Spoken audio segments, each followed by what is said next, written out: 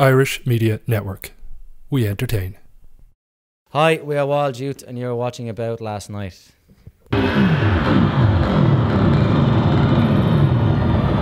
It's another episode of About Last Night, and what an episode we have. Every week our teams from Belfast, the West Coast and Dublin set out in search of their gig of the week, and what a cocktail of gigs we have for you. Our Belfast team caught up with electronic music producer and DJ Radio Slave, and if you're not over those Paddy's Day blues, our West Coast boy Joe has got you covered as he's chatted to the Furies, and we, the Dublin team, are here at the Olympia to chat to one of Ireland's newest, hottest bands, Wild Youth. Thanks a million, Kellyanne. I'm here at Wild Youth. Hello. So a sold out Olympia gig, amazing. What does that mean for you guys? It's a big deal. It's been a dream of ours for a very long time.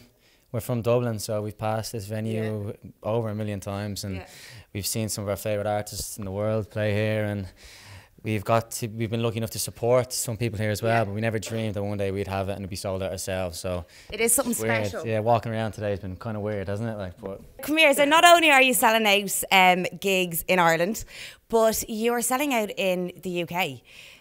Why do you think you've been so well received over there? Pass it on. No, I don't know. I don't think any of us know really. We just believe in making good music and hope that it resonates with people, and when it does, it's obviously. It's great, yeah. Oh, would you dip your toe in America at all, do you think? Of course, yeah. We jump at the chance, anywhere. As kind of said, we do this because we love music, we love playing music, we love writing music. Yeah. And if that transcends and it can touch people in different countries that we can go and play for them there, we'd be all over it, no bother, yeah. So starting out as a band when you did, what were some of the difficulties that you met? Oh jeez, here we go. You want to make us fight before our first ever headline Olympia show. I think the difficulties you face are no matter what, you start to realise, you probably know, you go on holidays with your best friends, with different people that we're around each other 24/7. More than, I see these guys more than I see anyone in the whole entire world. So you kind of have to figure out little things when people are in a good mood, when people are in a bad mood, when to joke with people, when not to joke with people. And I think aside from that, and just kind of picking up on people's little traits and knowing when to do certain things, other than that, it's all good. Savage. And come here, what do you think of the Irish music industry at the moment? It's insane. Me and Conor were talking about this earlier on. The amount of talent that's flooding out of Ireland is ridiculous, and the amount of support, even you were saying earlier on, Irish radio has a big part. Huge influence. Yeah, because they're pushing Irish acts, and Irish people these days are really opening their arms to acts and giving them a chance because they're Irish, you know, and it's really cool to see so many good Irish acts come out of Ireland because there's amazing musicians in this country, so. There really is. It's so cool, you used to be the opposite way, but now when you're seeing venues, listings, the Irish acts are the ones selling out first, and then the international acts are selling out, so the Irish people are really getting behind their own, and I think that's because Irish bands have raised the standard to an international level, Hosier going to one in America. You even see Pixies selling out 5 nights in the 3 Arena, Dermot Kennedy doing Ellen, all that, for such a small nation. I think that's an incredible achievement. We're savage, aren't we? We're deadly. We're deadly. Oh, so selling out the Olympia. There you go. So you've released the EP in January, Yes. But then we released a new music video for Close. Only on Friday. Exactly, yeah. So tell me a little bit about this video. It's basically just clips from day one of Wild Youth, being in the studio when we it was our first ever studio session, and we just, because as Conor said, we're all mates, so we just hang around all the time together. So there's a lot of clips we have of each other, some embarrassing, some not embarrassing, and we just came up with a concept of we'd love to put this video out of our journey so far, and we got it's the right time as well. Yeah, we got a dude called Hamish Kay from the UK. We met him when we kind of first started Wild Youth, and he's an amazing videographer and director and stuff, and we just sent him all our clips and he just threw it together, and it brought a little tear to our eyes, I think, when we watched it. It's cute. It is a cute video. I didn't want to say cute, but it is cute. It's damn cute, it is. So come here, what's the plans after the tour? What are you going to be doing? I know there is an album in the works. Am I right? Or? Probably not till 2020. We'll probably do another EP this year. So after tonight we go straight to the UK. We're doing shows over there, and then we come back and we finish our Irish tour, and then for the whole of April, we're kind of in studio, writing and recording some new stuff. Here in Ireland? No, in the UK, yeah, in London. And then, yeah, probably bring some new music out just before the summer. Cool. Maybe a new song after summer, and then maybe an EP in around that time as well. Well, come here. We look Depending on how quickly we write the fucking thing. Go on, get in there. Well, come here. Look, wish you all the best for tonight. I know tonight's going to go fucking really, really well. So, absolute pleasure to meet you. And back to you, Joe. Thanks a million, Soraya. Now, folks, as well, you know, I usually start off by the show by telling you that it's going to be a massive gig and a massive night. Well, tonight I can tell you that I am genuinely in the presence of Irish folk royalty. Eddie and George Furey of the internationally renowned folk band, the Furies. Thanks a million, lads, for sitting down with me. I really appreciate it. Good to see you. Just to give a little bit of context, album you released last year, the Furies 40 Years On, to be continued. 1978 when you started out. I wasn't born, my outfit weren't married, but yet I grew up listening to your songs, and I'm now going to weddings with people who are in the residence bar singing I Loved You When You Were Sweet 16, Red Rose Cafe, Green Fields of France. Did you ever think when you started off that you'd have such lasting success? No, I don't think we would. When we started off, we didn't, you know. But we always had great songs. We always sang great songs over the years, you know. Before the band was joined, we were playing in different venues, of course. And I started off playing in folk clubs and with the other brother. And then George had a band going with our brother Paul. They called the Buskers, you know. And it was great because we were all doing different kinds of music, and we never stuck to the one kind of music. We always blossomed out, you know. Yeah. But now, you didn't think we'd end up recording some great songs and having hits around the world now. Yeah. You see what we've done over the years, you know. We always went forward. We always wanted to do different songs all the time, and it kept us fresh, you know. And I think that's what the most successful with our band was, because we always went ahead. I'm not just stuck to Irish music. We stuck to all kinds of music, and you know, we've done middle of the road stuff over the years as well. We even done albums for different people, like Charlie Chaplin songs we done, and we done a few Golden Days albums, which was the old songs that were written for sheet music years ago. You know, you get to buy the sheet music, bring it home, and play it on the piano, and you accompany yourself. And we found out how to do that, so we started all that kind of music off as well over here. So it was great to go forward all the time and learn new stuff. Yes, and in the middle of that, we picked out some beautiful songs over the years, and songs we still to this day get requests to do, you know, and that's what I love about it. That's why I suppose they've lasted. They're so, not even well respected, but so well loved by my generation. As I said, I still hear them sang. You've had such a storied career, like playing Carnegie Hall with the Clancys, playing Top of the Pops, playing for Pope John Paul II. For yourselves, could you pick out a couple of highlights that really stand out? Yeah, I say when we played ourselves, we played a few times in Carnegie Hall on our own. We had some great times, you know, playing there. You know, and at one point we'd done an afternoon show. I remember, I think George asked Albert Reynolds, who was in Fitzpatrick's Hotel, would he come down? Would he come down and introduce us on stage at 2:00? You know, because the reason it was an early show because he had an opera that night. Rigoletto was on it. And we had to clear us out, you know. All the four coats. But he done a great job in just the band on stage, and fantastic, you know. He was on his way down to see President Clinton, and he stopped off to do it, yeah. And I remember we came out and there was a big queue going in to see the Rigoletto, you know. A big queue of people all dressed up in evening gear and the whole lot. And we had a pal of ours from Tyrrell Pass, and he said, you know, we had our instruments with us going back to the hotel.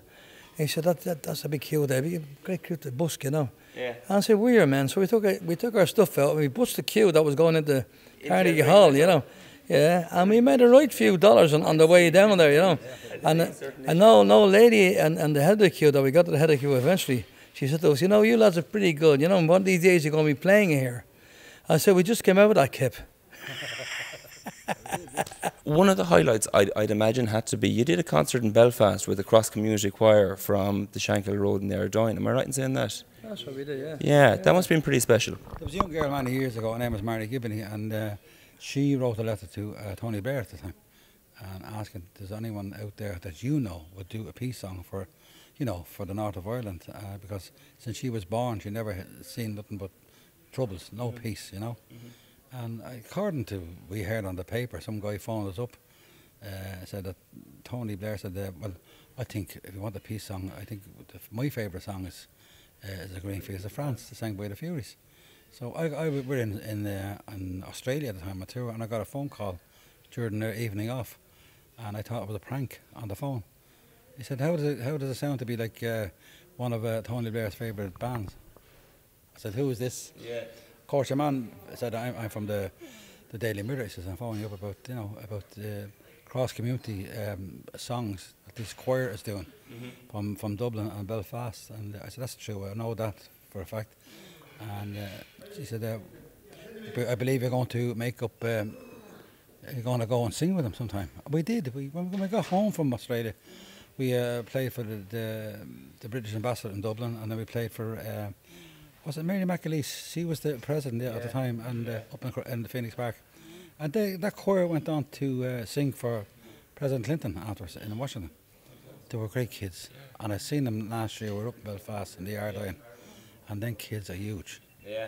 They're only little things in there, but they were brilliant. And they all stuck it together, which was fantastic, you know. They married into each other.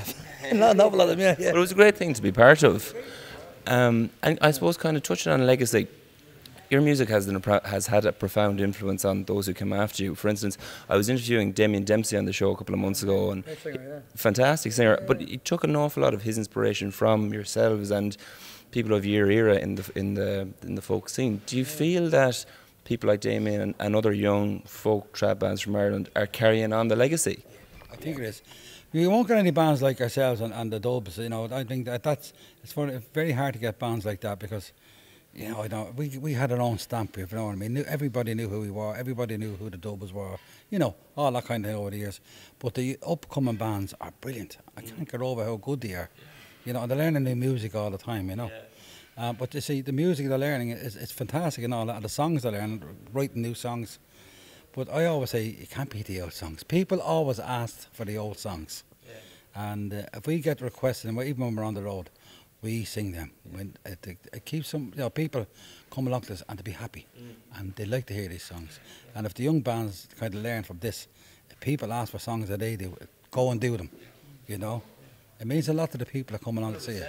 I'm certainly hoping for a couple of classics tonight, guys. Thank you so much for sitting down with me. That's all we have time for. I really appreciate it. I'm really looking forward to the evening tonight. Over to you, Andrew. Take it away. Try and live up to that, kiddo.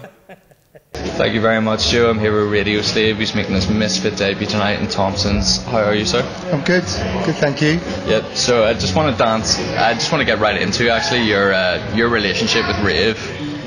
Whenever I was going through the research and reading previous interviews, one thing that always comes up is that despite the success, despite the longevity, you're still just such a huge fan of dance music, and you've obviously seen it through so many different cycles. So when it was emerging as very much an underground thing to something now that's soaring in popularity, what is it that keeps you coming back to the rave despite all the changes to rave culture throughout the years? I guess I've just always been like a fan, the kid in the candy shop,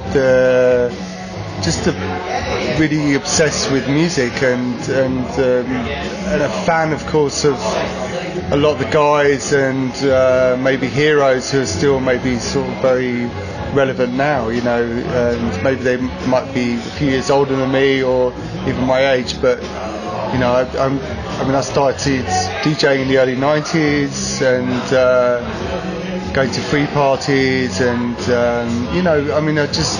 I guess it's about the enjoyment of music and just having fun, and that's the core of what we do, really sort of enjoying it with friends and it not being such an event or a thing, So your records label has been instrumental in many of dance music's biggest artist careers for now, anything from Spencer Parker to Nina Kravis.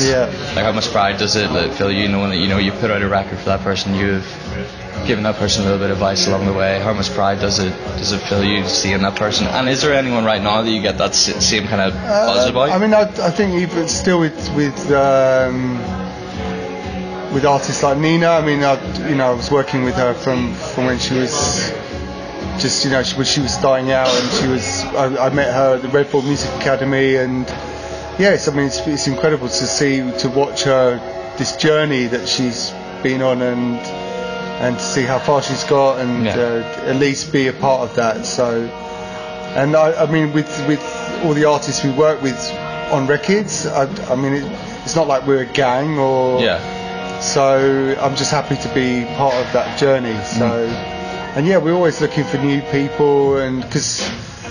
And when I say new people, these new people could be old people. They don't have to be young guys. They could be maybe artists that have been forgotten about or neglected, or So it's about just finding the. I like the oddballs, the outsiders, and I always actually thought that Nina was like this outsider. She wasn't. She didn't fit the bill. She wasn't. She's kind of.